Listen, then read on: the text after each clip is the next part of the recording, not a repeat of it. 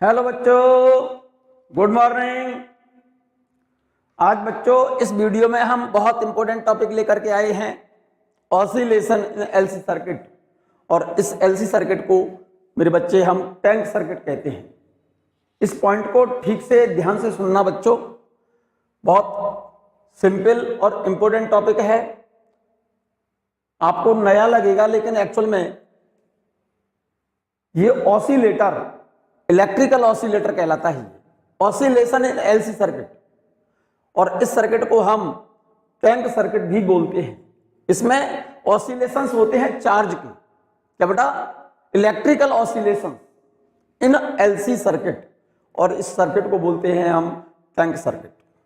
इसके इक्विवेलेंट आपने मैकेनिक्स के अंदर, ध्यान से सुनना बच्चों मेरी बात को, बहुत सिंपल सा टॉपिक है, फिर से मैं बोल रहा हूं। इसके इक्विवेलेंट आपने मैकेनिकल ऑसिलेटर पढ़ा हुआ है, स्प्रिंग मास सिस्टम। पहले मैं स्प्रिंग मास सिस्टम की बात करता हूं, फिर आपको ये बहुत अच्छे से समझ आएगा, क्लियर होगा, ठीक है ना। देखिएगा, मैकेनिकल ऑसिलेटर कौन सा, मैकेनिकल ऑसिलेटर।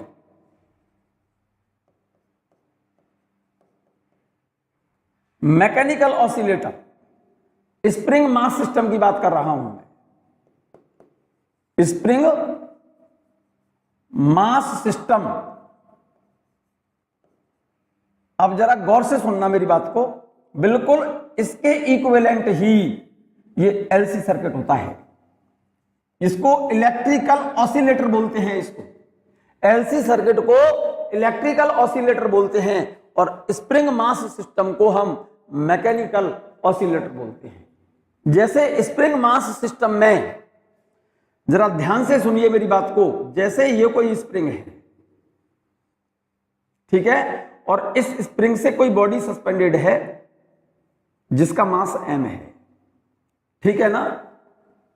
अगर हम इस बॉडी को खींचकर, नीचे खींच करके इस स्प्रिंग को हम स्ट्रेच्ड कर दें, तो जरा गौर से समझना मेरी बात को।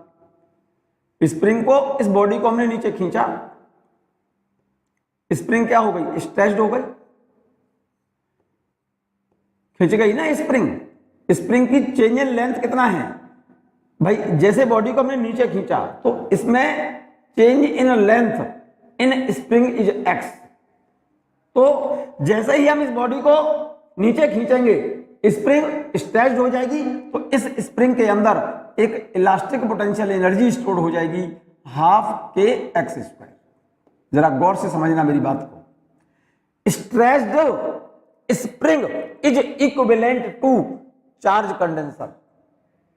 यहां पर स्ट्रेच्ड स्प्रिंग है और यहां पर इसके इक्विवेलेंट यहां पर चार्ज कंडेंसर है। जैसे ही हमने इस बॉडी को नीचे खींचा, स्प्रिंग की लंबाई चेंज हो गई कितनी, x, जिसके कारण इस स्प्रिंग के अंदर एक एनर्जी स्टोर हो जाएगी, कौन सी, elastic potential energy, half k x square. Stretched spring is equivalent to charge condenser. यहां पर किसी कंडेंसर को हमने किसी बैटरी से चार्ज किया है, तो इस कंडेंसर के अंदर एक एनर्जी स्टोर होगी, कौन सी, electrical energy, Q square upon 2C, ठीक है ना। यहां पर कंडेंसर फुली चार्ज है, तो इसके अंदर stored energy, electrical energy Q square upon 2C। और यहां पर स्ट्रेच्ड स्प्रिंग है, इसके अंदर stored elastic potential energy, half k x square. तो so elastic potential energy stored in spring is equivalent to electrical energy stored in condenser. मतलब ये condenser जो है वो इक्विवेलेंट इस स्प्रिंग के है। चार्ज कंडेंसर, यहां पर स्ट्रेच्ड स्प्रिंग, स्ट्रेच्ड स्प्रिंग के अंदर elastic potential energy, charge condenser के अंदर इलेक्ट्रिकल एनर्जी के इक्विवेलेंट है। जरा ध्यान से सुनना मेरी बात को। अगर हम इस बॉडी को यहां से छोड़ दें, जैसे ही हमने बॉडी को पकड़ा और नीचे खींच लिया, स्प्रिंग क्या हो गई, स्ट्रेच्ड हो गई। तो इस पॉइंट पर जाकर के जैसे ही हमने यहां पर खींचा इसको, एक्सट्रीम पोजीशन पर इस बॉडी की वेलोसिटी 0 है। अभी हमने नहीं छोड़ा इसको, यहां पर कंडेंसर, चार्ज कंडेंसर है। जब इस चार्ज कंडेंसर को हमने, ये इंडक्टर कहते हैं कॉइल को, इस कॉइल से हमने अभी कनेक्ट नहीं किया, यहां पर एक की लगा दो और इस की को हमने अप्लाई नहीं किया, इसका मतलब चार्ज कंडेंसर है, यहां पर स्ट्रेच्ड स्प्रिंग है। इस स्प्रिंग के अंदर इलास्टिक पोटेंशियल एनर्जी है और इस चार्ज कंडेंसर के अंदर इलेक्ट्रिकल एनर्जी है। सिंपल सी बात बोल रहा हूं। जैसे ही भाई ये बॉडी यहां पर एक्सट्रीम पोजीशन पर है तो इस बॉडी की वेलोसिटी कितनी है? 0 है। चार्ज कंडेंसर है, अभी हमने की नहीं लगाई, तो क्या सर्किट के अंदर करंट होगी? नहीं होगी। करंट इस केस में अभी हमने की अप्लाई नहीं की, मींस इस कंडेंसर को हमने इस कॉइल से कनेक्ट नहीं किया है, तो इस केस में करंट कितनी होगी मेरे बच्चे? 0 होगी। और करंट जब नहीं है तो इस इंडक्टर मींस कॉइल के अंदर कोई मैग्नेटिक एनर्जी नहीं है और यहां पर एक्सट्रीम पोजीशन पर ये बॉडी है, तो इस बॉडी के अंदर कोई काइनेटिक एनर्जी नहीं है क्योंकि इसकी वेलोसिटी 0 है, यहां पर करंट 0 है। तो यहां पर करंट इक्विवेलेंट टू वेलोसिटी है। सिंपल सी बात बोल रहा हूं, ध्यान से सुनिएगा। जैसे ही हमने इस बॉडी को यहां से छोड़ दिया, जैसे ही बॉडी को रिलीज करेंगे तो बॉडी ऊपर जाएगी, तो इसकी वेलोसिटी बढ़ेगी, वेलोसिटी बढ़ती जाएगी। जैसे ही इस बॉडी को रिलीज किया आपने, छोड़ दिया, तो बॉडी जब ऊपर जाएगी तो इसकी वेलोसिटी बढ़ेगी और एक्स की वैल्यू घटेगी। जैसे ही हमने की को ऐड किया, यहां पर विशेष ध्यान से सुनना, जैसे ही की को लगाया हमने, तुरंत क्या होगा कि ये जो चार्ज है ना कंडेंसर पर, इस कंडेंसर की ये वाली प्लेट कैसी है? नेगेटिवली चार्ज, ये कैसी है? Positively charge. जैसे ही की को अप्लाई करेंगे तो इस कंडेंसर की इस प्लेट के इलेक्ट्रॉन इस वायर में होकर कंडक्ट करके इधर चलेंगे और जैसे ही इलेक्ट्रॉनों ने इधर से इधर चलना शुरू किया, तुरंत सर्किट के अंदर, इस सर्किट के, इस वाले सर्किट के अंदर करंट कंडक्ट करना शुरू हो जाएगी। इस सर्किट के अंदर करंट इस डायरेक्शन में कंडक्ट करना स्टार्ट होगी। जब इस की को हमने कनेक्ट नहीं किया तो करंट कितनी है? 0। इस बॉडी को जब हमने रिलीज नहीं किया, वेलोसिटी कितनी है? 0। जैसे ही बॉडी को छोड़ा और यहां पर इस की को अप्लाई किया, मींस कंडेंसर को इस कॉइल के साथ कनेक्ट किया, जैसे ही कनेक्ट करेंगे तो क्या होगा? इधर से इलेक्ट्रॉन इधर जाएंगे, मींस ये चार्ज जो है ना कम होता जाएगा क्योंकि इलेक्ट्रॉन इधर से इधर चलेंगे, तो ये चार्ज की वैल्यू कम होती जाएगी इस कंडेंसर पर। जैसे ही इस बॉडी को जो छोड़ा तो बॉडी ऊपर जाएगी, तो एक्स की वैल्यू यहां पर एक्स की वैल्यू कम होगी, यहां पर चार्ज कम होता जाएगा क्योंकि इधर से इलेक्ट्रॉन इधर आएंगे, तो इस पर नेगेटिव चार्ज कम होगा, इस पर पॉजिटिव कम होगा, तो यहां से चार्ज घटता जाएगा और जैसे ही इलेक्ट्रॉन इधर जाएंगे तो सर्किट के अंदर करंट कंडक्ट करना स्टार्ट कर देगी। जैसे ही बॉडी को यहां से रिलीज किया तो बॉडी जब ऊपर जाएगी तो एक्स की वैल्यू कम होती जाएगी और इस बॉडी की वेलोसिटी बढ़ती जाएगी। और जब ये बॉडी अपनी मीन पोजीशन पर पहुंची, अपनी ओरिजिनल पोजीशन पर पहुंची जहां पर थी पहले, उस जगह पर जाकर एक्स तो 0 हो गया और यहां पर वेलोसिटी क्या हो गई? मैक्सिमम हो गई। वेलोसिटी मैक्सिमम मींस इस स्प्रिंग की जो इलास्टिक पोटेंशियल एनर्जी थी, जैसे ही इस बॉडी को छोड़ेंगे हम तो बॉडी ऊपर जाएगी, एक्स की वैल्यू कम हो गई, कम होती जाएगी, तो इसकी जो इलास्टिक पोटेंशियल एनर्जी है वो इस बॉडी की काइनेटिक एनर्जी में बदलती जाएगी और जब ये बॉडी मीन पोजीशन पर पहुंचेगी तो इस बॉडी की काइनेटिक एनर्जी क्या हो जाएगी? Maximum. Means elastic potential energy इस बॉडी की किस में कन्वर्ट होगी? इस बॉडी की किस में कन्वर्ट होगी? काइनेटिक एनर्जी में, half m v square. Velocity maximum है तो इस स्प्रिंग की जो इलास्टिक पोटेंशियल एनर्जी है, जैसे ही बॉडी को छोड़ोगे आप तो एक्स की वैल्यू कम होती गई, इसकी वेलोसिटी बढ़ती गई, मीन पोजीशन पर वेलोसिटी मैक्सिमम और इस ब्लॉक की, इस बॉडी की kinetic energy maximum. It means इस स्प्रिंग की total elastic potential energy convert हो गई किसमें? इस ब्लॉक की काइनेटिक एनर्जी में। जैसे ही हमने इसके इक्विवेलेंट समझो जरा आप, जैसे ही हमने इस ब्लॉक को छोड़ा तो ब्लॉक ऊपर जाएगा, एक्स कम होता जाएगा, वेलोसिटी बढ़ती जाएगी। जैसे ही की को कनेक्ट किया, इलेक्ट्रॉन इधर चलेंगे, इलेक्ट्रॉन इधर चलते जाएंगे, इसका चार्ज नेगेटिव कम होगा, यहां पर पॉजिटिव कम होता जाएगा। सर्किट में इलेक्ट्रॉन जब ऐसे चलेंगे तो सर्किट में करंट की वैल्यू बढ़ती जाएगी, यहां पर वेलोसिटी बढ़ती जाएगी। जब ये x 0 हो गया तो मीन पोजीशन पर चल करके वेलोसिटी मैक्सिमम हो गई और जब यहां पर ये चार्ज सभी इलेक्ट्रॉन, टोटल इलेक्ट्रॉन चल करके इधर पहुंच गई, इट मींस ये कंडेंसर फुली क्या हो गया? डिस्चार्ज। और इस कंडेंसर की टोटल इलेक्ट्रिकल एनर्जी कन्वर्ट हो गई किसमें? इस इंडक्टर के अंदर मैग्नेटिक एनर्जी के अंदर। देखो इनिशियली कंडेंसर में कौन सी एनर्जी है? इलेक्ट्रिकल एनर्जी है। तो इस इलेक्ट्रिकल एनर्जी को मैंने यहां पर शो किया है मेरे बच्चे, इस जगह पर ये इलेक्ट्रिकल एनर्जी को शो किया है मैंने यहां पर। और इस इंडक्टर में जब कोई करंट नहीं है तो इसके अंदर मैग्नेटिक एनर्जी यूबी कितनी लिखी है, 0, एट टी बराबर 0, करंट सर्किट में कितनी है, 0। जैसे ही टी को कनेक्ट करेंगे यहां पर, तुरंत इलेक्ट्रॉन इधर चलने लगेंगे सर्किट में, इस डायरेक्शन में करंट बढ़ने लगेगी। जैसे ही ब्लॉक को छोड़ोगे, ब्लॉक ऊपर जाएगा, एक्स की वैल्यू कम होती जाएगी, यहां पर चार्ज कम होता जाएगा, यहां पर वेलोसिटी बढ़ती जाएगी, यहां पर करंट बढ़ती जाएगी। इलेक्ट्रॉन इधर चलेंगे तो इस डायरेक्शन में करंट बढ़ती जाएगी। जब इसका ये कंडेंसर फुली डिस्चार्ज हुआ, मींस सभी इलेक्ट्रॉन इसके चल करके इधर आ गए, इसका मतलब इस पर चार्ज कितना बचेगा, 0, और इस पर कितना है, 0। तो उस केस में इस डायरेक्शन में जो करंट कंडक्ट कर रही थी, यहां पर वेलोसिटी बढ़ा रही थी, इस डायरेक्शन में मीन पोजीशन पर वेलोसिटी मैक्सिमम हो गई, और यहां पर ये करंट क्या हो गई, maximum. I equal to I not means maximum, और current become 0, current become maximum and charge become 0। मतलब ये कंडेंसर फुली जब डिस्चार्ज हो गया तो इस कंडेंसर की टोटल जो इलेक्ट्रिकल एनर्जी है इस इंडक्टर में होकर के जब करंट कंडक्ट करेगी तो इसके अंदर कौन सी एनर्जी स्टोर होगी, हाफ LI²। तो यहां पर इस ब्लॉक की kinetic energy, mechanical kinetic energy is equivalent to magnetic energy stored in inductor.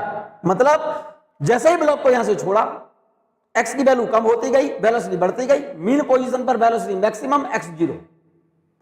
तो इसकी इलास्टिक पोटेंशियल एनर्जी पूरी की पूरी किस में कन्वर्ट हो गई, इस ब्लॉक की काइनेटिक एनर्जी में। सेम प्रोसीजर यहां पर है, जैसे ही की को लगाएंगे इलेक्ट्रॉन इधर चलना स्टार्ट कर देंगे, करंट बढ़ना शुरू कर देगी इस डायरेक्शन में, करंट 0 से बढ़ेगी, चार्ज कम होता जाएगा, करंट बढ़ती जाएगी।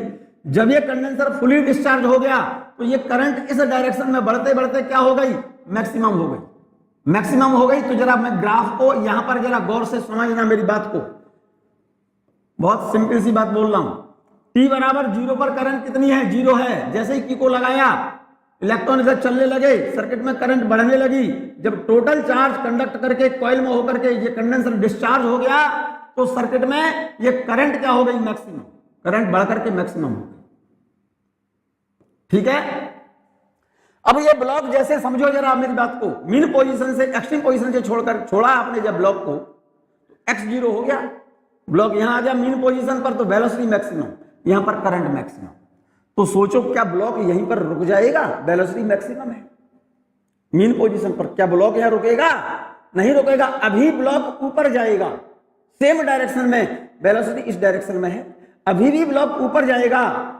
ऊपर जाने का मतलब ये स्प्रिंग क्या होगी, कंप्रेस होगी, क्योंकि ऊपर जब तक ये ब्लॉक जाएगा, जब तक ये वेलोसिटी जो मैक्सिमम थी तब तक ब्लॉक ऊपर जाएगा, तब तक, कब तक, जब तक इसकी वेलोसिटी 0 न हो जाए।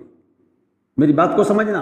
तो पहले x यहां से जब ब्लॉक को छोड़ा तो x इधर है, ठीक है नहीं, वेलोसिटी इस डायरेक्शन में है, लेकिन यहां पर वेलोसिटी मैक्सिमम हुई, ठीक है ना। तो ब्लॉक क्या यहां पर रुकेगा, नहीं रुकेगा, अभी भी ब्लॉक तब तक ऊपर जाएगा, कब तक, जब तक इसकी वेलोसिटी 0 न हो जाए। यहां पर क्या हुआ, Q को जैसे ही लगाया इलेक्ट्रॉन इधर चलने लगे, सर्किट में करंट कंडक्ट करने लगी, और सर्किट में ये करंट क्या हो गई, मैक्सिमम।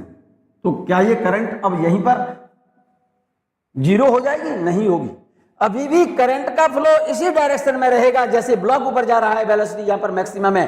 तो क्या ब्लॉक यहां रुकेगा, नहीं रुकेगा, अभी भी ब्लॉक ऊपर जाएगा, और तब तक जाएगा जब तक इसकी वेलोसिटी ना हो जाए, और ये करंट अभी भी इसी डायरेक्शन में तब तक कंडक्ट करेगी जब तक ये करंट 0 ना हो जाए, और इसी डायरेक्शन में करंट कंडक्ट तब तक करेगी जब तक ये करंट 0 ना हो जाए, और इसी डायरेक्शन में ये करंट कंडक्ट करती रहे। ऐसा तभी पॉसिबल है कि इधर से अभी इलेक्ट्रॉन इधर आए, इधर से इलेक्ट्रॉन ये इस डायरेक्शन में चले, मींस ये वाली प्लेट तो हो जाए नेगेटिवली चार्ज और ये प्लेट हो जाए पॉजिटिवली चार्ज। भाई जब इसका total charge, total electrical energy magnetic energy में कन्वर्ट हो गई, ध्यान से सुनना, जब यहां पर टोटल इलास्टिक एनर्जी इसकी काइनेटिक एनर्जी में कन्वर्ट हो गई, तो क्या ब्लॉक यहां रुका, क्या इसकी वेलोसिटी यहां पर 0 हुई, यहां पर तो वेलोसिटी मैक्सिमम है, लेकिन ब्लॉक यहां रुकेगा नहीं, यहां पर करंट मैक्सिमम है। लेकिन जैसे यहां पर वेलोसिटी इसकी जीरो नहीं है, ऐसे ही यहां पर करंट की वैल्यू जीरो नहीं है, और ये करंट तब तक इस डायरेक्शन में फ्लो होती रहेगी, और ये ब्लॉक तब तक ऊपर चलता रहेगा जब तक इसकी वेलोसिटी ना जीरो हो जाए, और ये करंट तब तक इसी डायरेक्शन में चलती रहेगी जब तक ये करंट जीरो ना हो जाए, और इसी डायरेक्शन में करंट फ्लो होती रहे।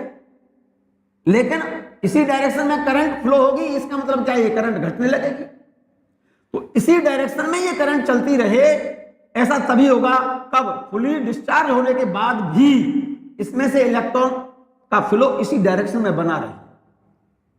इधर से इलेक्ट्रॉनों का फ्लो जब इधर आएगा, करंट मैक्सिमम होने के बाद भी इधर से इलेक्ट्रॉनों का फ्लो इसी डायरेक्शन में तब तक रहेगा जब तक ये करंट ये जीरो ना हो जाए, और इलेक्ट्रॉनों का फ्लो इस डायरेक्शन में रहेगा। तो ये प्लेट क्या शुरू हो जाएगी, नेगेटिवली चार्ज होना स्टार्ट हो गई, और ये प्लेट पॉजिटिवली चार्ज स्टार्ट होना शुरू हो गई, और इलेक्ट्रॉन चलते जाएंगे, इस पर नेगेटिव चार्ज बढ़ता जाएगा, इस पर पॉजिटिव चार्ज बढ़ता जाएगा, और ऐसा तब तक होगा जब तक इसकी टोटल मैग्नेटिक एनर्जी इसकी किसमें कन्वर्ट ना हो जाए। तो इसकी टोटल मैग्नेटिक एनर्जी स्टोर हो गई किसमें, इस कंडेंसर के अंदर इलेक्ट्रिकल एनर्जी के फॉर्म में। तो ये जो मैग्नेटिक एनर्जी है ये कन्वर्ट हो गई, इस केस में टोटल मैग्नेटिक एनर्जी स्टोर हो गई किसके अंदर, इस कंडेंसर के अंदर इलेक्ट्रिकल एनर्जी में। तो जरा गौर से देखो, आप ब्लॉक यहां से छोड़ा, जब मीन पोजीशन पर आया तो वेलोसिटी मैक्सिमम की को कनेक्ट किया, इलेक्ट्रॉन इधर चलेंगे तो सर्किट में करंट मैक्सिमम, और ये करंट का फ्लो इसी डायरेक्शन में तब तक रहेगा जब तक ये करंट जीरो ना हो जाए, और ब्लॉक का मूवमेंट ऊपर की ओर तब तक रहेगा जब तक वेलोसिटी जीरो ना हो जाए। यहां पर वेलोसिटी जीरो हो गई और यहां पर ये करंट जीरो हो गई। जरा गौर से सुनना, और ये करंट इसी डायरेक्शन में है, और इसी डायरेक्शन में करंट तब तक रहेगी, ये वाली करंट इसी डायरेक्शन में रहेगी मेरे बच्चे, इसी डायरेक्शन में रहेगी, और तब तक रहेगी। इस करंट का फ्लो इसी डायरेक्शन में रहेगा, और तब तक रहेगा जब तक ये करंट जीरो ना हो जाए, और ब्लॉक का मूवमेंट ऊपर तब तक रहेगा जब तक इसकी वेलोसिटी जीरो ना हो जाए।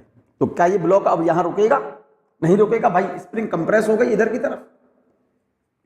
अब जब ब्लॉक यहां नहीं रुकेगा तो ब्लॉक जब फिर नीचे आएगा, ब्लॉक जैसे ही नीचे आएगा तो इस वेलोसिटी की डायरेक्शन अपोजिट हो जाएगी इधर। ब्लॉक नीचे जैसे ही आएगा, क्योंकि जैसे ही ब्लॉक मीन पोजीशन से एक्सट्रीम पोजीशन पर पहुंचा तो इसकी ये काइनेटिक एनर्जी कन्वर्ट हो गई किसमें, इस स्प्रिंग की इलास्टिक पोटेंशियल एनर्जी में। तो क्या ये स्प्रिंग जब ब्लॉक यहां पहुंचा, स्प्रिंग तो क्या हो गई, कंप्रेस हो गई। तो क्या ये स्प्रिंग यहां पर दबी की दबी रह जाएगी, कंप्रेस हुई रह जाएगी, नहीं रहेगी, क्योंकि ये ब्लॉक फिर नीचे आएगा, और जब ब्लॉक फिर नीचे आएगा तो वेलोसिटी की डायरेक्शन पलट जाएगी। तो यहां पर डिस्चार्ज होने के बाद ये अपोजिट पोलरिटी से चार्ज हुआ, यहां पर टोटल मैग्नेटिक एनर्जी, इस इंडक्टर की टोटल मैग्नेटिक एनर्जी इसमें कंडेंसर में इलेक्ट्रिकल एनर्जी के फॉर्म में स्टोर हो गई, मैग्नेटिक टोटल इलेक्ट्रिकल एनर्जी में कन्वर्ट हो गई। तो क्या अब इलेक्ट्रॉनों का फ्लो बंद हो जाएगा, नहीं होगा। जब टोटल मैग्नेटिक एनर्जी इसकी इलेक्ट्रिकल एनर्जी में कन्वर्ट हो गई, उसके बाद इलेक्ट्रॉनों का फ्लो फिर अपोजिट होगा, इलेक्ट्रॉन इधर से इधर चलने लगेंगे, और इलेक्ट्रॉन इधर से इधर जब चलने लगेंगे तो इसकी इलेक्ट्रिकल एनर्जी बदलेगी किसमें, इस इंडक्टर की मैग्नेटिक एनर्जी में। जैसे ही इलेक्ट्रॉन इधर से चलना शुरू किया तो करंट की डायरेक्शन अपोजिट हो गई, ये रही।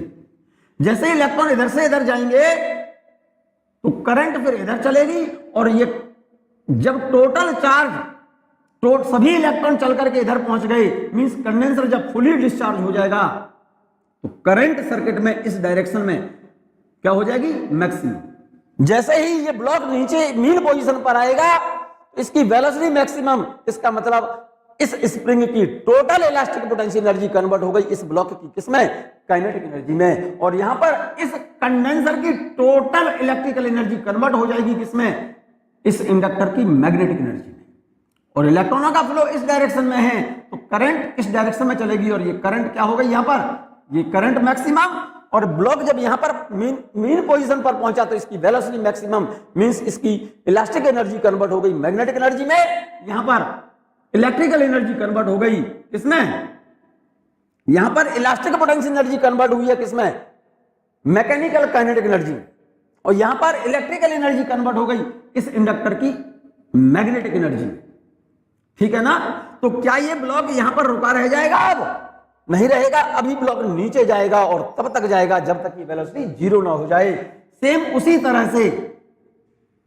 तरह से क्या ये करंट यहां पर जीरो हो जाएगी? ये करंट का फ्लो इसी डायरेक्शन में तब तक रहेगा जब तक ये करंट जीरो ना हो जाए। करंट का फ्लो इसी डायरेक्शन में रहे, ऐसा तब होगा जब इधर से इलेक्ट्रॉन इधर चलने लगे, मींस ये टर्मिनल नेगेटिवली चार्ज हो। इलेक्ट्रॉनों का फ्लो, भाई करंट का फ्लो इसी डायरेक्शन में तब तक रहेगा जब तक करंट जीरो ना हो जाए। और करंट का फ्लो इधर से इधर तभी रहेगा कब? जब इसमें से इलेक्ट्रॉन इधर चलते रहे और इसमें से इलेक्ट्रॉन निकल करके जब इधर चलेंगे तो ये टर्मिनल तो हो जाएगा पॉजिटिवली चार्ज और इलेक्ट्रॉनों का फ्लो इधर है तो ये टर्मिनल तो होगा पॉजिटिवली चार्ज और ये टर्मिनल होगा नेगेटिवली चार्ज। और ये तब तक रहेगा जब तक इसकी टोटल मैग्नेटिक एनर्जी इसकी इलेक्ट्रिकल एनर्जी में कन्वर्ट ना हो जाए। ठीक है, फिर से मैग्नेटिक एनर्जी कन्वर्ट हो गई इलेक्ट्रिकल एनर्जी में, ये कंप्लीट एक ऑसिलेशन कहलाता है। तो यहां पर देखो कंडीशन, जैसे ही की को ऐड किया इलेक्ट्रॉन इधर गए, करंट इस डायरेक्शन में चलने लगी और करंट कितनी हो गई? मैक्सिमम। अब करंट का फ्लो इसी डायरेक्शन में तब तक रहेगा जब तक करंट क्या ना हो जाए? जीरो ना हो जाए। करंट ये यहां से यहां तक 1/4 ऑसिलेशन, यहां से यहां तक 1/4 ऑसिलेशन, उसके बाद फिर ये ऊपर की तरफ जाएगा ब्लॉक तो फिर 1/4, अभी भी करंट इसी डायरेक्शन में रहेगी और तब तक ये जीरो ना हो जाए, ये फिर 1/4 ऑसिलेशन है। उसके बाद क्या होगा? अब इलेक्ट्रॉनों का फ्लो इस डायरेक्शन में होगा तो करंट का फ्लो अपोजिट हो गया, करंट फिर अपोजिट हो गई और तब तक जाएगी करंट अपोजिट डायरेक्शन में जब तक करंट मैक्सिमम ना हो जाए। ठीक है ना? और मैक्सिमम होने के बाद इस करंट का फ्लो इसी डायरेक्शन में तब तक रहेगा जब तक ये जीरो ना हो जाए। यहां पर तो इलेक्ट्रिकल कंप्लीट एक ऑसिलेशन है। ठीक है ना? यहां पर एक ऑसिलेशन है किसका? चार्ज का। और यहां पर ब्लॉक को ब्लॉक यहां से यहां गया, यहां से ऊपर पहुंचा, फिर यहां से यहां आया, फिर यहां से यहां पर पहुंचा। इसका एक ऑसिलेशन यहां पर मैकेनिकल ऑसिलेटर का है और यहां पर किसका? इलेक्ट्रिकल ऑसिलेशन चार्ज के। तो यहां पर ऑसिलेशन इन एलसी सर्किट, इसको बोलते हैं हम tank circuit. Oscillation in LC circuit, तो एलसी सर्किट में कौन ऑसिलेट करता है? यहां पर चार्ज ऑसिलेट करेगा, क्योंकि पहले इलेक्ट्रॉन इधर, ठीक है ना, जब फुली डिस्चार्ज हो गया तो टोटल इलेक्ट्रिकल कन्वर्ट हो गई इसकी मैग्नेटिक एनर्जी में। तो यहां पर इलेक्ट्रिकल मैक्सिमम है, मैग्नेटिक जीरो है। जब टोटल इलेक्ट्रिकल एनर्जी मैग्नेटिक में कन्वर्ट हुई तो इसकी इलेक्ट्रिकल टोटल मैग्नेटिक में कन्वर्ट हो गई। ठीक है ना?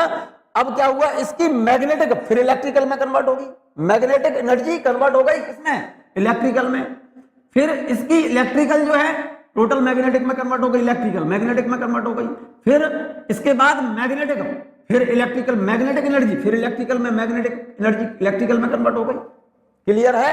तो यहां पर कभी चार्ज चलता है इस डायरेक्शन में, फिर इधर, फिर इधर, फिर इधर। यहां पर चार्ज ऑसिलेट करता है कंडेंसर पर और यहां पर ये ब्लॉक ऑसिलेट करता है किसमें? मैकेनिकल ऑसिलेटर कहते हैं इसे बोलते हैं इलेक्ट्रिकल ऑसिलेटर। क्लियर है ये बात? चलिएगा बच्चों, मैं इसकी बात कर रहा हूं, ध्यान दो। यहां पर चार्ज कंडेंसर है, इसके अंदर इलेक्ट्रिकल एनर्जी है कितनी? Q²/2। ये इंडक्टर जिसका inductance self inductance L, coil है जिसका सेल्फ इंडक्टेंस L है। इलेक्ट्रिकल एनर्जी कंडेंसर में कितनी होगी? Q²/2C। और इंडक्टर के अंदर जो मैग्नेटिक एनर्जी होगी, magnetic energy ½LI²। If a charge condenser, if a charge capacitor or condenser is connected to an inductor, inductor कहते हैं कॉइल को। जब किसी चार्ज कंडेंसर को किसी इंडक्टर मींस कॉइल से कनेक्ट कर दें, then condenser will be repeatedly charged and repeatedly discharged as shown in figure। Figure यहां पर देख रहे हैं, पहले डिस्चार्ज होगा, फिर ये चार्ज होगा, फिर डिस्चार्ज होगा, फिर चार्ज होगा। तो इस केस में इसकी इलेक्ट्रिकल मैग्नेटिक में कन्वर्ट होगी, मैग्नेटिक फिर इलेक्ट्रिकल में, फिर इलेक्ट्रिकल इसकी इलेक्ट्रिकल फिर मैग्नेटिक में, फिर मैग्नेटिक फिर इसकी इलेक्ट्रिकल में। जरा गौर से देख लो, इस फिगर को बना लो, ठीक से बना लिया। अगर हम किसी चार्ज कंडेंसर को किसी कॉइल से कनेक्ट कर दें तो कंडेंसर क्या करता है? रिपीटेडली डिस्चार्ज और रिपीटेडली चार्ज, फिर डिस्चार्ज, फिर चार्ज, जैसा कि फिगर में देख रहे हैं।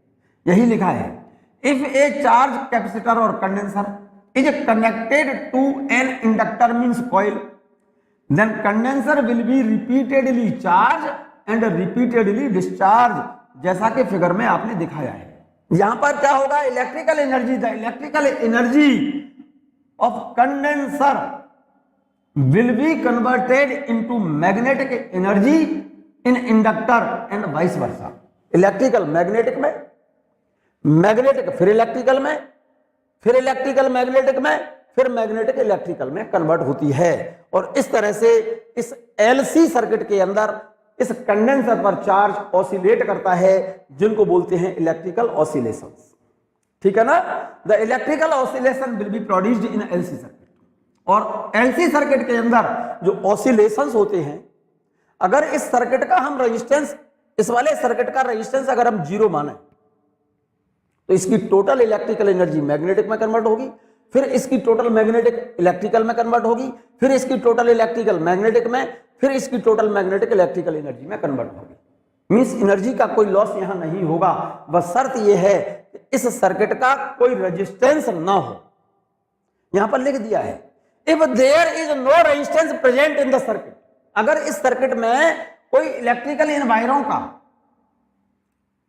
कोई इलेक्ट्रिकल रेजिस्टेंस ना हो, और इलेक्ट्रिकल रेजिस्टेंस जब नहीं हो और सर्किट में करंट कंडक्ट कर रही है, और इलेक्ट्रिकल रेजिस्टेंस क्या बोल रहे हो आप, 0 बोल रहे हो, तो प्रोड्यूस हीट का फॉर्मूला क्या होता है मेरे बच्चे, हीट का फॉर्मूला होता है I²RT। जब इलेक्ट्रिकल रेजिस्टेंस सर्किट का 0 है तो हीट जनरेट नहीं होगी, उस केस में इसकी टोटल इलेक्ट्रिकल एनर्जी मैग्नेटिक में बदलेगी, और इसकी टोटल मैग्नेटिक इलेक्ट्रिकल में बदलेगी, फिर इलेक्ट्रिकल मैग्नेटिक में बदलेगी, फिर मैग्नेटिक इलेक्ट्रिकल में बदलेगी। मींस इलेक्ट्रिकल एनर्जी जब मैग्नेटिक में बदल रही है, सर्किट में होकर के जब करंट कंडक्ट करेगी, लेकिन सर्किट का रेजिस्टेंस 0 नहीं है, रेजिस्टेंस 0 है, इसलिए no heat is produced, so no loss of energy is there.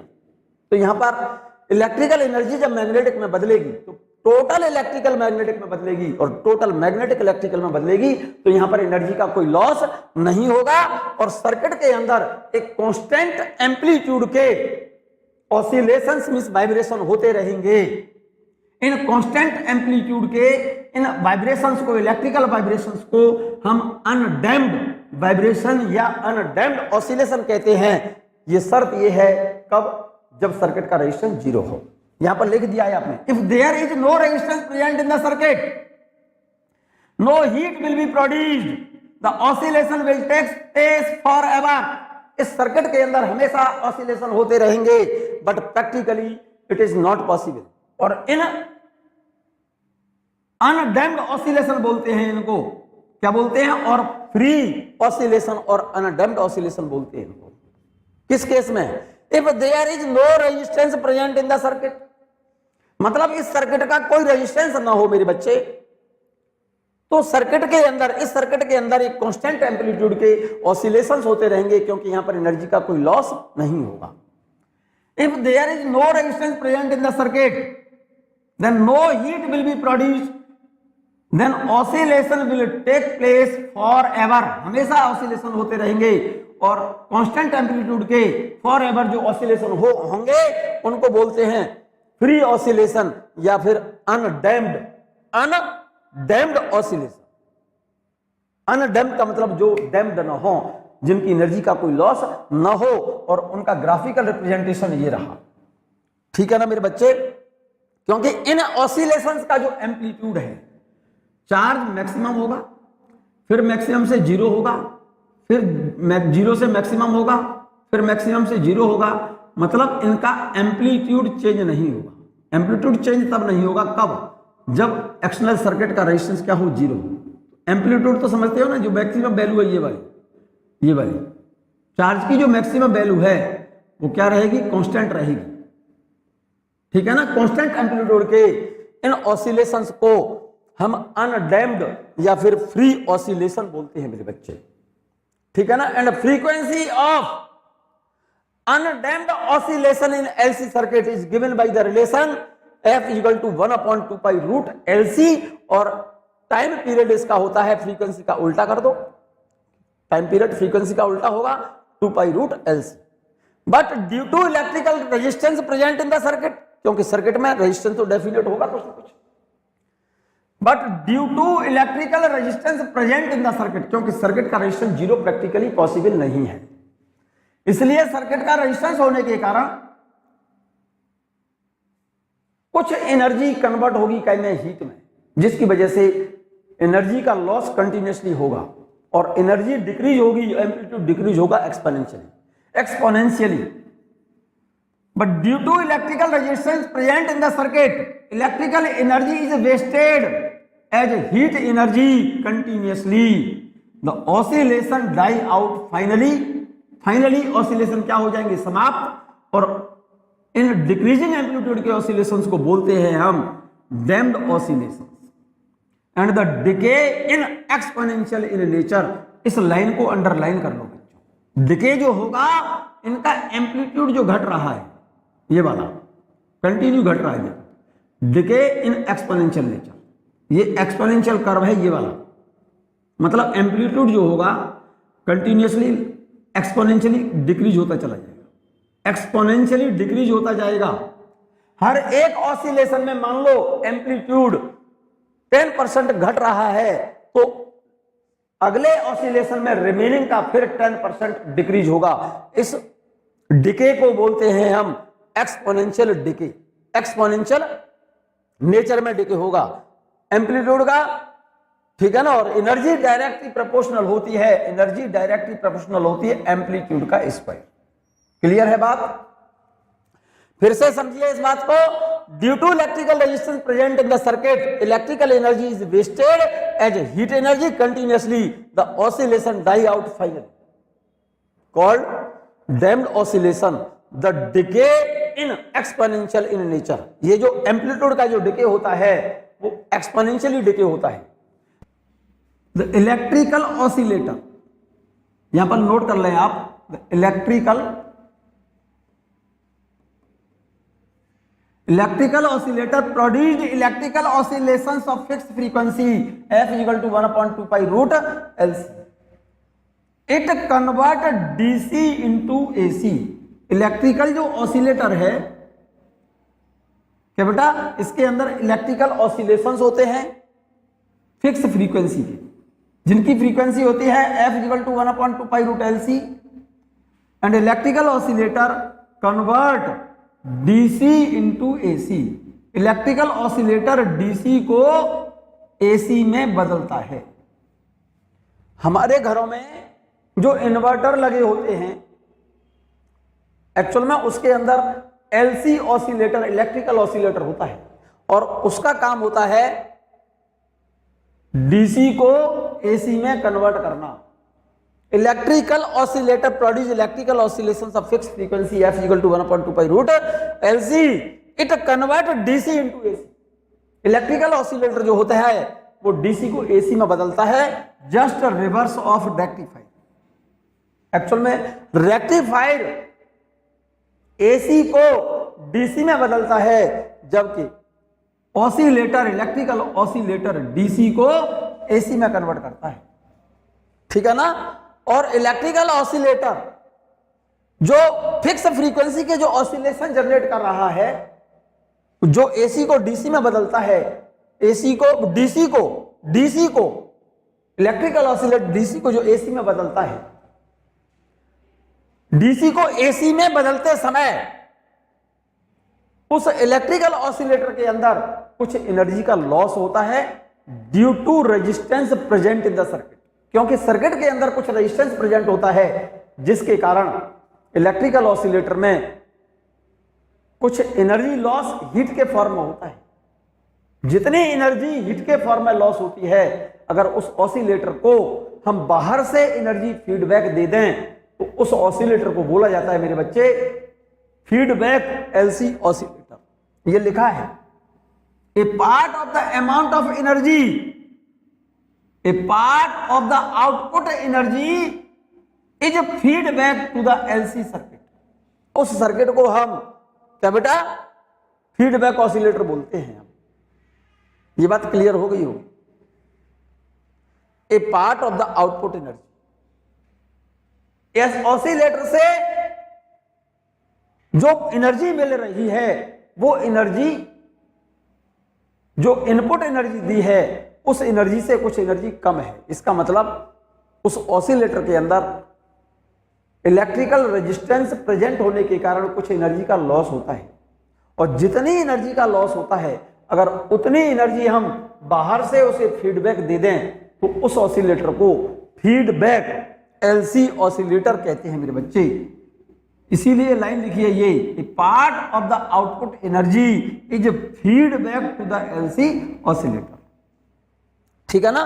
So feedback oscillator produce constant oscillation of constant amplitude. Feedback oscillator हमेशा फिक्स फ्रीक्वेंसी के और कांस्टेंट एम्पलीट्यूड के ऑसिलेशन जनरेट करता है। क्लियर। मैं बात कर रहा हूं राजा बेटा variation of charge on the capacitor in LC oscillation. LC circuit में जब चार्ज ऑसिलेट करता है उस समय कंडेंसर पर चार्ज टाइम के साथ किस तरह से बदलता है, वेरी करता है। Variation of charge on the capacitor in LC oscillation.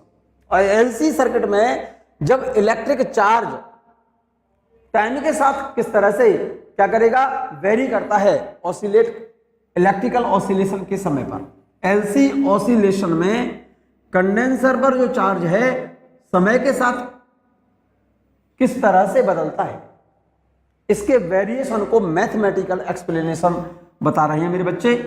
Initially at T बराबर 0 charge on the condenser is maximum. Initially condenser fully charge है तो टी बराबर 0 समय पर कंडेंसर पर चार्ज मैक्सिमम है, and at any instant means T बराबर T charge on the capacitor is Q and the current in the circuit is I. Initially condenser fully charge है, T बराबर 0 समय पर कंडेंसर पर चार्ज मैक्सिमम है, और after time t that is at any instant t is equal to t, किसी समय T पर कंडेंसर पर चार्ज क्यू है और सर्किट के अंदर करंट कितनी है मेरे बच्चे, आई। तो टाइम डिपेंडेंट करंट है ये आई और टाइम डिपेंडेंट चार्ज है, और इनिशियली जब कंडेंसर फुली चार्ज था तब उस पर मैक्सिमम चार्ज कितना है मेरे बच्चे, क्यू नॉट। जब इस चार्ज कंडेंसर को कॉइल से कनेक्ट करते हैं तो आपने लिखा है व्हेन एक charge condenser is connected to the inductor then condenser repeatedly charge and repeatedly discharge and electrical oscillation will takes place. यहां पर जैसे ही चार्ज कंडेंसर को हम इंडक्टर से कनेक्ट करेंगे, कॉइल से कनेक्ट करेंगे, तो सर्किट के अंदर चार्ज कंडक्ट करने लगेगा, मींस इस प्लेट से इलेक्ट्रॉन इधर जैसे ही चलने लगेंगे तुरंत सर्किट के अंदर करंट कंडक्ट करने लगेगा। इनिशियली इस कंडेंसर पर चार्ज कितना था, क्यू नॉट था, और जैसे ही कंडेंसर को चार्ज कंडेंसर को कॉइल से कनेक्ट किया तो इलेक्ट्रॉन इधर चलने लगे। तो आफ्टर टाइम टी ये वाला चार्ज तो कब है, एट टी बराबर 0, ठीक है ना। और आफ्टर टाइम टी इस कंडेंसर पर चार्ज टी समय बाद इस कंडेंसर पर चार्ज क्यू है। ये टाइम ये चार्ज कंडेंसर पर कब है, at T is equal to T second, और current in the circuit at T is equal to T second. T समय बाद सर्किट में करंट आई है और कंडेंसर पर चार्ज कितना है, क्यू। और इनिशियली जब कंडेंसर फुली चार्ज है तो टी बराबर 0 समय पर कंडेंसर पर चार्ज मैक्सिमम कितना, क्यू नॉट। जरा चेक करिएगा, time dependent means this current is depend upon time and this charge is depend upon time. इसका मतलब अलग अलग समय पर सर्किट के अंदर करंट भी अलग अलग होगी और चार्ज भी अलग अलग होगा।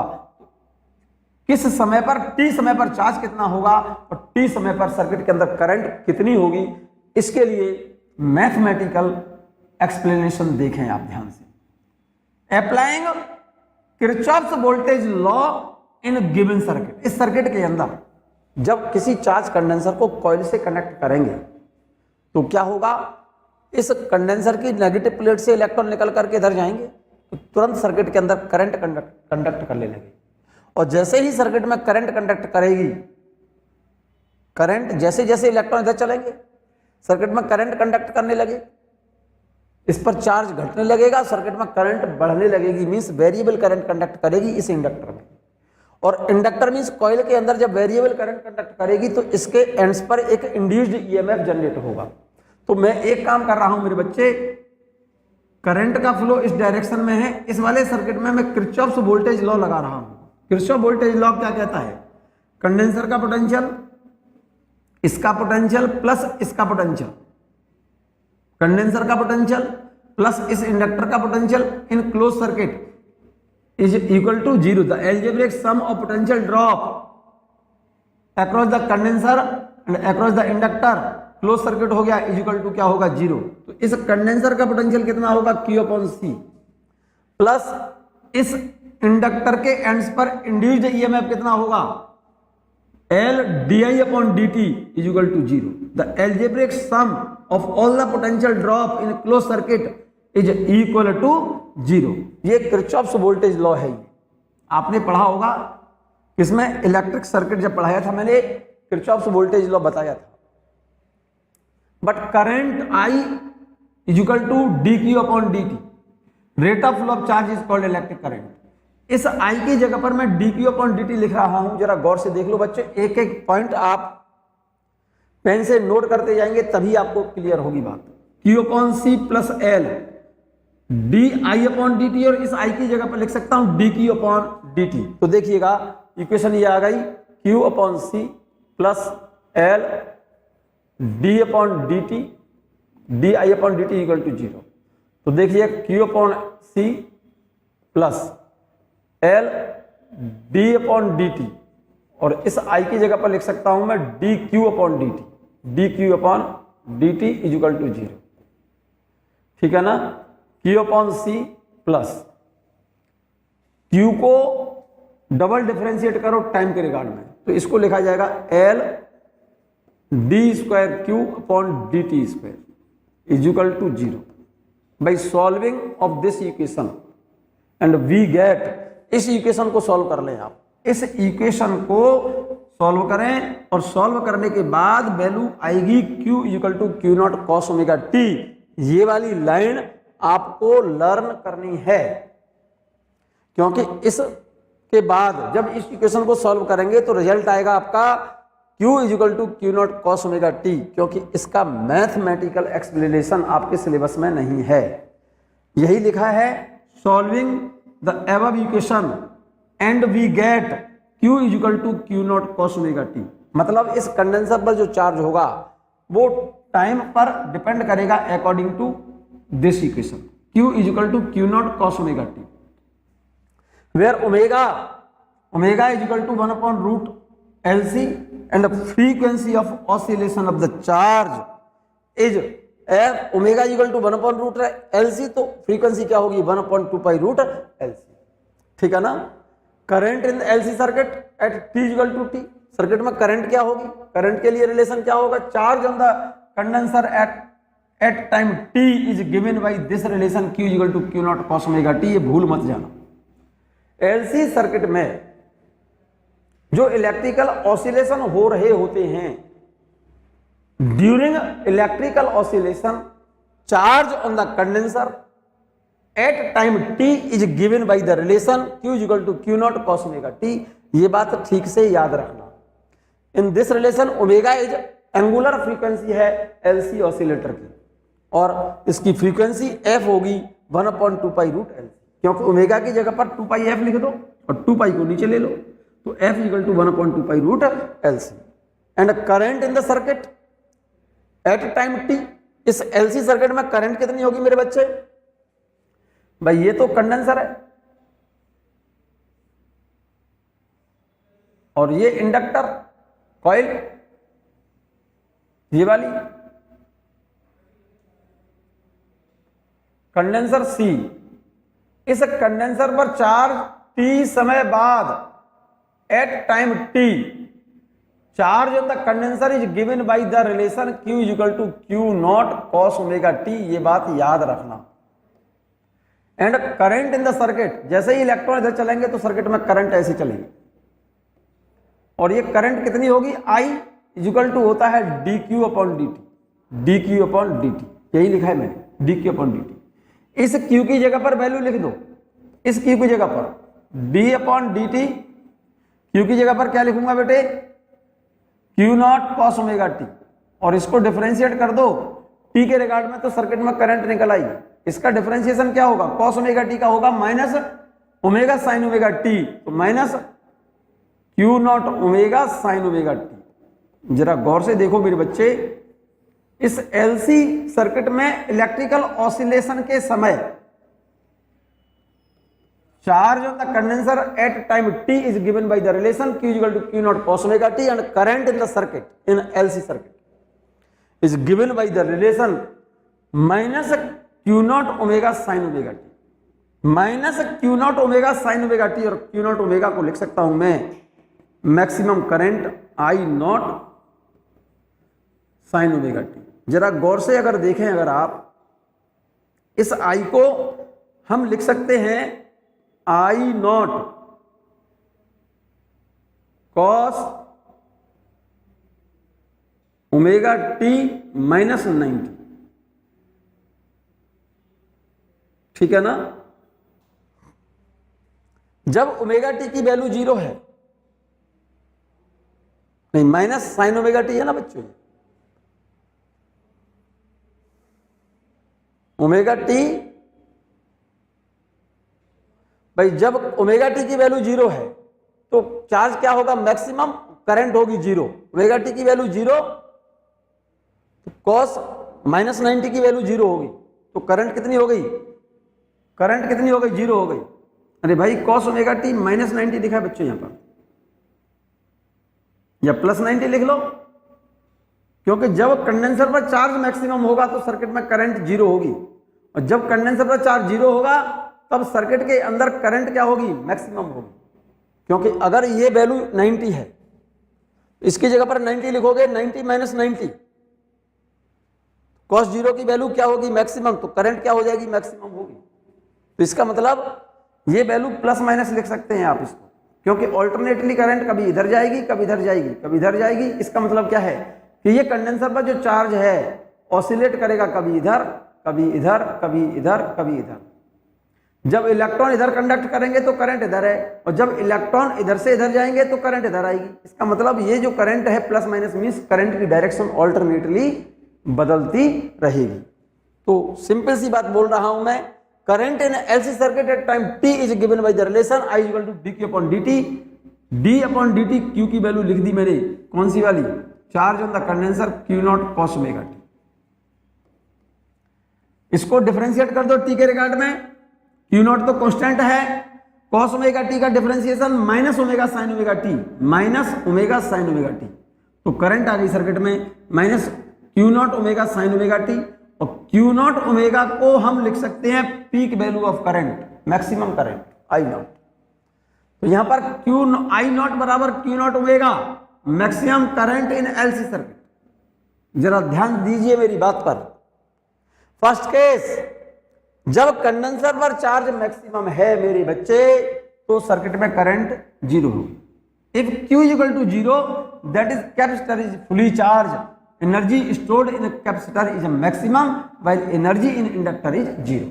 जब कंडेंसर पर चार्ज मैक्सिमम है, तो कंडेंसर जब फुली चार्ज है तो केवल कंडेंसर के अंदर इलेक्ट्रिकल एनर्जी होगी, कॉइल में, इंडक्टर में कोई मैग्नेटिक एनर्जी उसमें नहीं होगी। According to the equation Q equal to Q0 cos omega t, जब कंडेंसर पर चार्ज मैक्सिमम है, Q की वैल्यू मैक्सिमम, तो Q की जगह पर क्या लिख दो, Q0 इस इक्वेशन में। तो यहां पर Q0 लिखोगे आप, Q0 से Q0 कट जाएगा, तो cos ओमेगा t की वैल्यू क्या आ गई, cos ओमेगा t की वैल्यू आ गई प्लस माइनस 1। प्लस माइनस 1 क्यों लिखा, क्योंकि ऑल्टरनेटली कंडेंसर की पोलरिटी बदलती रहेगी। ये बात क्लियर होनी चाहिए आपको। प्लस माइनस 1 लिखा है मैंने यहां पर, भाई Q0 से Q0 कट गया, भाई इस Q की जगह पर Q0 लिखूंगा मैं, इस Q की जगह पर ये Q0 लिखूंगा, ये वाला Q0 से Q0 काट दूंगा, तो cos ओमेगा t बराबर 1 आना चाहिए, लेकिन यहां पर प्लस माइनस 1 लिखा है, क्योंकि कंडेंसर रिपीटेडली चार्ज और रिपीटेडली डिस्चार्ज, और उसकी पोलरिटी भी बदलती रहेगी during charging. In this relation जरा गौर से देखिएगा, ओमेगा कॉस ओमेगा टी बराबर प्लस माइनस 1 और कॉस ओमेगा टी की प्लस माइनस 1 वैल्यू होती है कितने की, देखिएगा एम पाई, जहां पर M into pi cos M pi, cos M pi, cos M pi. मैं फिर से लिख दे रहा हूं इसे, ये प्लस माइनस वैल्यू कॉस में होती है cos M pi, where m equal to, लिख दिया मैंने, ये रहा कॉस ओमेगा टी, ओमेगा को लिख दिया 2 pi by T into T equal to plus minus 1 और प्लस माइनस 1 वैल्यू होती है कॉस एम पाई, जहां पर एम की वैल्यू 0 लिखो, यहां पर एम 0 लिखो तो कॉस 0 की वैल्यू प्लस 1 होगी, एम की जगह पर 1 लिखो तो कॉस पाई की वैल्यू माइनस 1 होगी, एम की जगह पर 2 लिखो, इसमें इस एम की जगह, इस वाले एम की जगह पर 2 लिखो तो कॉस 2 पाई की वैल्यू प्लस 1 होगी, कॉस 0 की वैल्यू प्लस 1, कॉस पाई की वैल्यू माइनस 1, 2 पाई की वैल्यू प्लस 1, 3 पाई की वैल्यू माइनस 1, 4 पाई की value plus 1 and so on.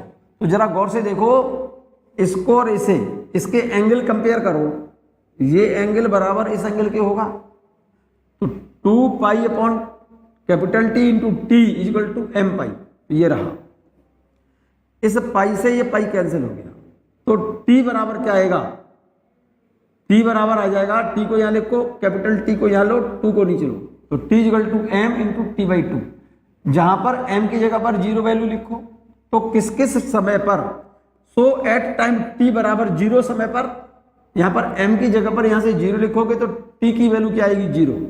अब इस एम की जगह पर 1 लिखो, यहां पर 1 लिखोगे तो किस वाले टाइम कौन सा आएगा, टी बाई 2।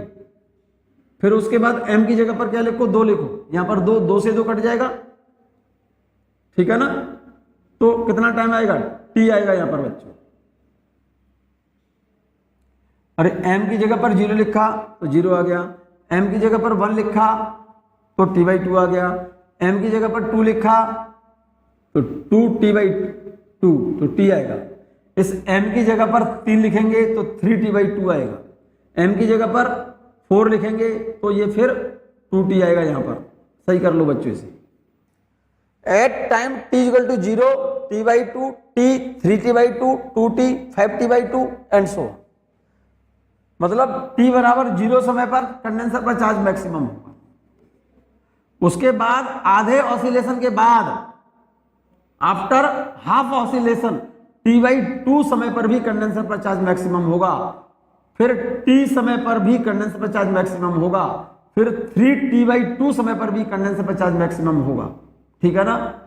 इसका मतलब क्लियर हो गई बात, हर एक हाफ ऑसिलेशन के बाद कंडेंसर पर चार्ज मैक्सिमम होगा। पहले जब चार्ज t बराबर 0 पर मैक्सिमम है तो पहले डिस्चार्ज होगा, फिर उसके बाद फुली चार्ज होगा, तो आधे ऑसिलेशन के बाद कंडेंसर पर चार्ज क्या होगा, ऑसिलेशन, आधे ऑसिलेशन के बाद कंडेंसर पर चार्ज क्या होगा, मैक्सिमम होगा।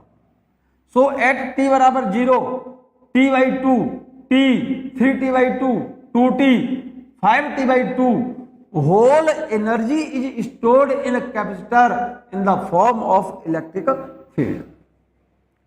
इन समयों पर t बराबर 0 समय पर, t बाई 2 समय पर, t 3t by 2, 2t 5t by 2, इन समय पर जो एलसी सर्किट में जो एनर्जी होगी वो टोटल एनर्जी, पूरी की पूरी energy, whole energy is in the condenser in the form of electric field. किसके फॉर्म में होगी, whole energy is stored in a capacitor in the form of electric field, ठीक है ना।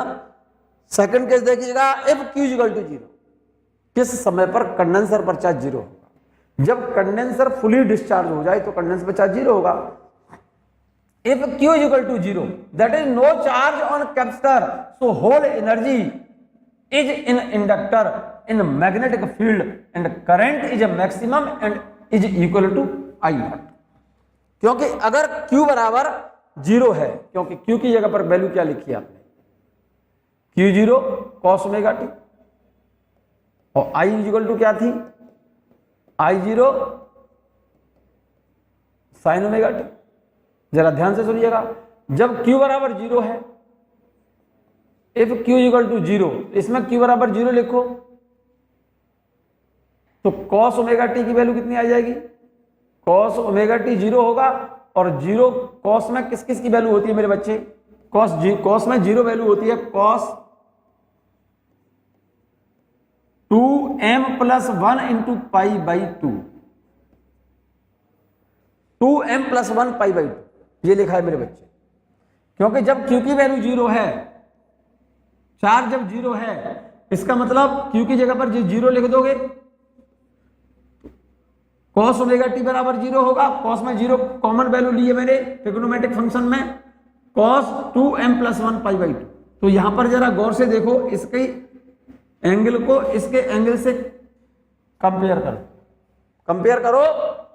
ये वाली बात तो मैंने इसके बराबर लिख दी, जहां पर m बराबर 0 1 2 3। देखो m की जगह पर जीरो लिखो आप, तो यहां जीरो लिखोगे तो क्या बचेगा, पाई बाई 2, कॉस पाई बाई 2 की वैल्यू जीरो होती है। यहां पर m की जगह पर 1 लिख दो, 1 2 plus 1 3 pi by 2, cos 3 pi by 2 की वैल्यू जीरो होती है। तो इसका मतलब एक कॉमन रिलेशन आ गया, इसका एंगल बराबर कर लो, ओमेगा टी बराबर 2m plus 1 pi by 2, omega T बराबर 2m प्लस 1 पाई बाई 2, और इस ओमेगा को 2 pi by T into T is equal to 2m plus 1 pi by 2। इस पाई से ये पाई कैंसिल, क्लियर। तो t बराबर, ये t बराबर क्या आएगा, t को यहां ले जाओ और 2 को नीचे ले आओ, तो t बराबर आ गया 2m plus 1 t by 4। Small t, इस t को यहां पर ले जाओ ऊपर और इस 2 को नीचे ले आओ, 2 को नीचे लाओगे तो 2 और 2, तो ये तो हो गया 4, और इस वाले कैपिटल टी को यहां ले जाओ ऊपर, तो t यहां लिख दिया मैंने, और 2m प्लस 1 ये वाला टर्म मैंने ऐसे की ऐसे लिख दिया। तो देखो जरा गौर से, m की जगह पर अब जीरो लिखो, तो किस वाले कौन से समय पर कंडेंसर पर चार्ज जीरो होगा, t/4 सेकंड पर।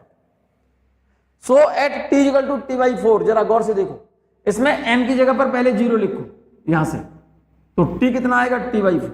अब m की जगह पर 1 लिखो, तो 2 plus 1 3t/4, 5t/4 and so on. मतलब t/4 समय पर, 3t/4 टाइम पर, 5t/4 टाइम पर, whole energy is in inductor in magnetic field and current is maximum is equal to I naught. जब कंडेंसर पर चार्ज मैक्सिमम है, जब राजा बेटा कंडेंसर पर चार्ज मैक्सिमम है तो करंट जीरो होगी, और जब कंडेंसर पर चार्ज जीरो है तो करंट क्या होगी, मैक्सिमम होगी। ठीक है ना।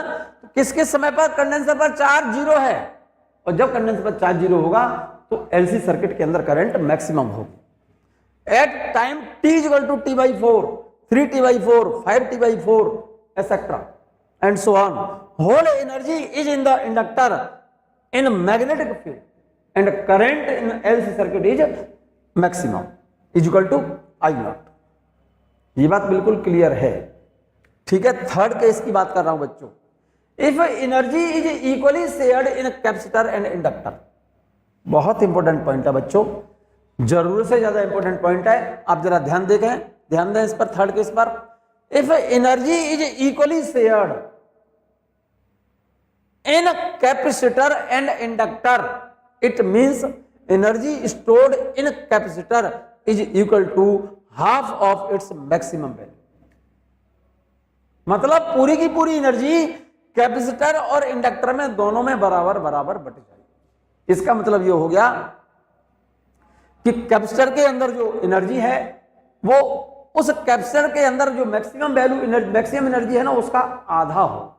तो इसका मतलब energy in capacitor in electric field between two plates of capacitor at time t is equal to half of maximum value of energy. ये तो एनर्जी की मैक्सिमम वैल्यू है और इसका आधा एनर्जी कंडेंसर में रह जाएगी। तो कंडेंसर में बची हुई एनर्जी Q²/2c है और ये बची हुई एनर्जी मैक्सिमम एनर्जी की क्या हो, आधी हो, हाफ हो। ठीक है ना। कंडेंसर में जो बची हुई एनर्जी है वो कंडेंसर की मैक्सिमम एनर्जी के आधी है। ऐसा क्या, इसका मतलब क्या हो गया कि हाफ एनर्जी तो कंडेंसर में है और हाफ एनर्जी मैग्नेटिक एनर्जी के फॉर्म में इंडक्टर में है, इक्वली शेयर हो जाएगी। ये बात क्लियर हो गई होगी बात। So energy in condenser is equal to half of the maximum value of energy which means Q equal to plus minus Q0/√2। भाई यहां से देखो ना, इस जगह से भाई 2c से 2c कैंसिल हो गया, भाई इस 2c से ये 2c कैंसिल हो गया, तो q square equal to 1/2 q naught square, तो q इक्वल टू क्या हो जाएगा plus minus q naught upon root 2। यहां से गौर से देख लो, अरे बेटा इस 2c से ये 2c कैंसिल हो गया, तो यहां पर क्या बचा, इस जगह पर क्या बचेगा q स्क्वायर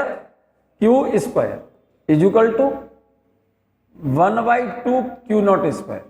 यहां तक क्लियर है? तो q की वैल्यू कितनी आ गई plus minus q naught upon root 2, तो यही तो लिखा है मैंने, बची हुई energy q equal to plus minus q naught upon root 2। इस q की जगह पर वैल्यू लिख लो, इस q की जगह पर क्या लिख दो, फॉर्मूला लिखो, q इक्वल टू क्या होता है q naught cos omega T. जरा गौर से सुनना मेरी बात को, इस q की जगह पर मैं लिख रहा हूं q naught upon root 2 is equal to q naught cos omega T. ध्यान से सुनना, q नॉट से q नॉट कैंसिल, तो कॉस ओमेगा टी की वैल्यू कितनी हो गई 1 अपॉन रूट 2, प्लस माइनस में लिखा है आपने, इज इक्वल टू ये value common term, common trigonometric function से लिख रहा हूं 2m plus 1 into pi by 4। जरा गौर से देखना cos 45 की वैल्यू कितनी होती है मेरे बच्चे, where m is equal to 0 1 2 3 4। Check करो, m की जगह पर 0 लिखो, m की जगह पर 0 लिखोगे तो cos पाई बाई 4 का मतलब cos 45 की वैल्यू होती है, cos 45 की वैल्यू होती है 1/√2। m की जगह पर 1 लिखो, 2 + 1 3 पाई बाई 4, cos 3 पाई बाई 4 की वैल्यू होती है -1/√2। m की जगह पर 1 लिखो, 2 लिखो, तो cos 5 पाई बाई 4, तो cos की वैल्यू होगी +1/√2। क्लियर है ये बात? तो इसका मतलब टाइम कौन कौन सा हो गया, ओमेगा टी बराबर 2m + 1 pi by 4, omega T is equal to 2m + 1 into pi by 4। जरा गौर से देखना, इस ओमेगा की जगह पर 2 पाई बाई टी, ओमेगा की जगह पर 2 pi upon T into small T is equal to 2m + 1 और ये पाई बाई 4।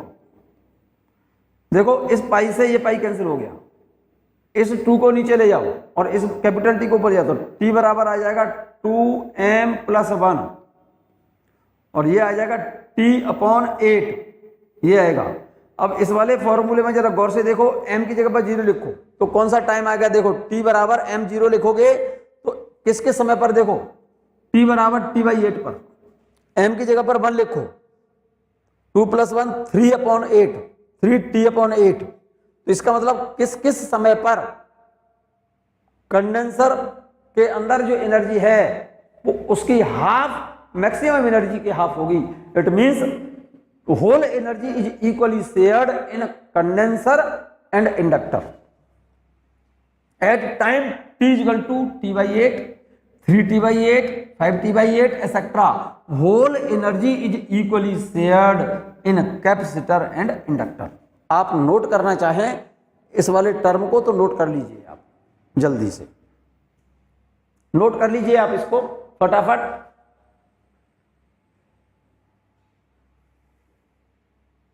नोट कर लिया मेरे बच्चे? ये नोट करिए आप इसको।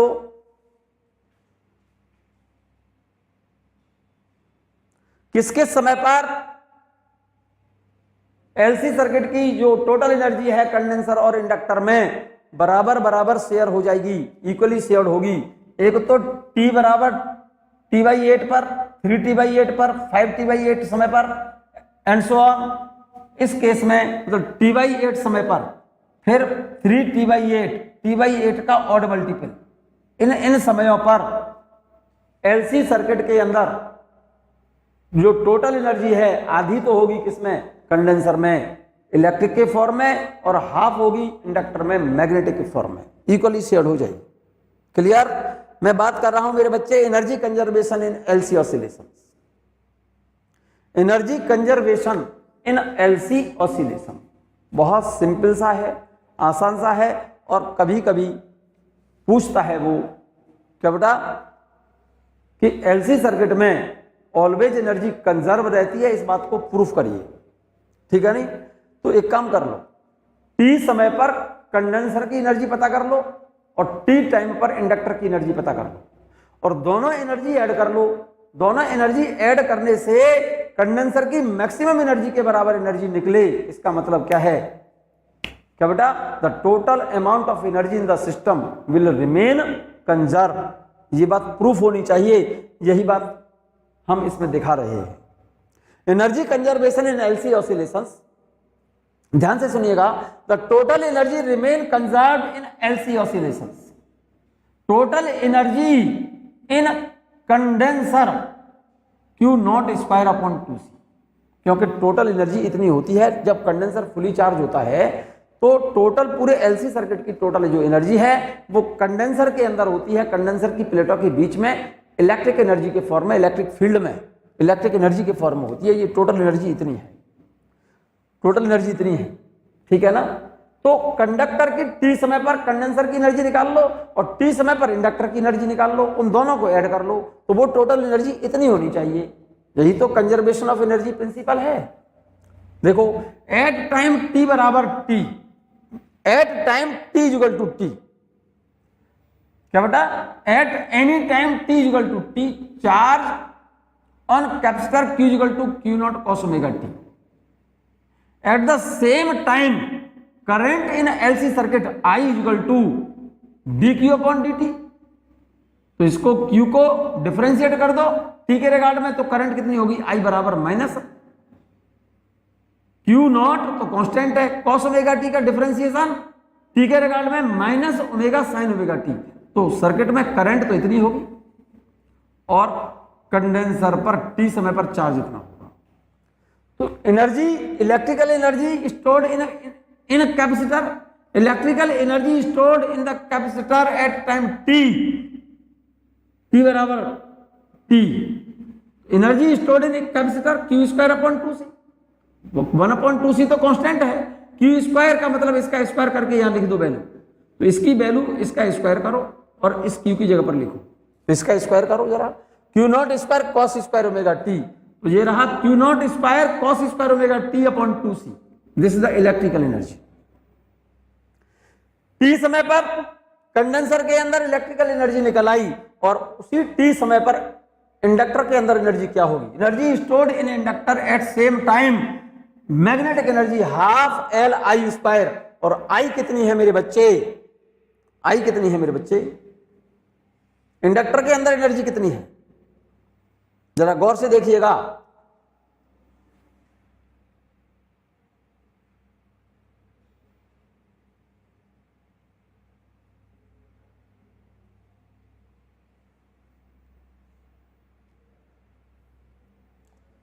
Energy stored in inductor eight the same time, उसी समय पर एनर्जी कितनी होगी इंडक्टर के अंदर? Magnetic energy half L I square, half L और आई की जगह पर क्या लिखेंगे? Minus Q not omega sine omega T. भाई करंट तो minus Q not omega sine omega T, T समय पर करंट एलसी सर्किट के अंदर है। आई स्क्वायर तो minus Q not omega sine omega T का स्क्वायर, इसका स्क्वायर करो बच्चों, तो क्या हो जाएगा? 1/2L Q naught square omega square sine square omega T. यहां तक क्लियर है? ओमेगा बराबर क्या होता है? ओमेगा बराबर है रूट LC। इस ओमेगा की जगह पर, इसकी जगह पर मैं क्या लिख सकता हूं? 1 अपॉन, अरे ओमेगा की जगह पर 1 अपॉन रूट LC और इसका स्क्वायर कर देना, वैल्यू सब्स्टिट्यूट कर दो आप इसमें, ठीक है मेरे बच्चे? अदरवाइज इसको ऐसे ही रहने दो, इस इक्वेशन को।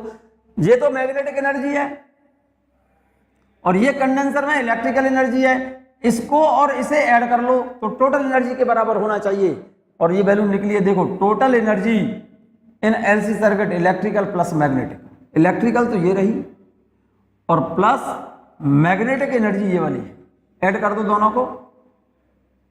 देखो, Q naught square cos square omega T, Q naught square sine square omega T, तो यहां से देखो जरा गौर से, Q naught square upon 2C, तो ये रहा, और cos square omega T plus 1/2L Q naught square, और इस ओमेगा स्क्वायर को मैं यहां से लिख रहा हूं, ओमेगा स्क्वायर की जगह पर एल अपॉन 1/LC। भाई ओमेगा स्क्वायर, इसका स्क्वायर करो, 1 अपॉन रूट हट जाएगा ना, 1/LC। तो देखो जरा इस एल से ये एल कैंसिल हो गया, कैंसिल हो गया। जरा इन दोनों इक्वेशन को देखो फिर से, Q not square upon 2c cos square omega T plus यहां से Q not square upon 2c, Q not square upon 2c sine square omega T. इसमें से और इसमें से क्या कॉमन आ रहा है, ये वैल्यू कॉमन आ गई, ये वैल्यू कॉमन आ गई, ये रही। यहां पर बचेगा कॉस स्क्वायर ओमेगा टी, तो यहां लिख दिया, और साइन स्क्वायर ओमेगा टी यहां लिख दिया। इसकी वैल्यू कितनी हो गई, 1। इसका मतलब total energy in LC circuit, गौर से देख लो, Q not square upon 2c, this is the total energy, this is the total initial energy, initial energy के टोटल इनिशियल एनर्जी के बराबर है। This shows that total energy remain conserve in LC oscillation. बच्चों इस topic को कम से कम 2-3 बार सुन लो आप, ठीक है ना। इलेक्ट्रिकल ऑसिलेशंस आपको तभी समझ आएंगे क्योंकि ये जो टॉपिक है ना, ऑसिलेशंस इन एलसी सर्किट और टैंक सर्किट, ये जो टॉपिक है बहुत आसान सा है, मैकेनिकल ऑसिलेटर के इक्विवेलेंट है, उसी के जैसा है। इस टॉपिक को जब सुने तो कॉपी पर इसे नोट भी करते जाएं और कंप्लीट टॉपिक एक बार में सुने, ठीक है।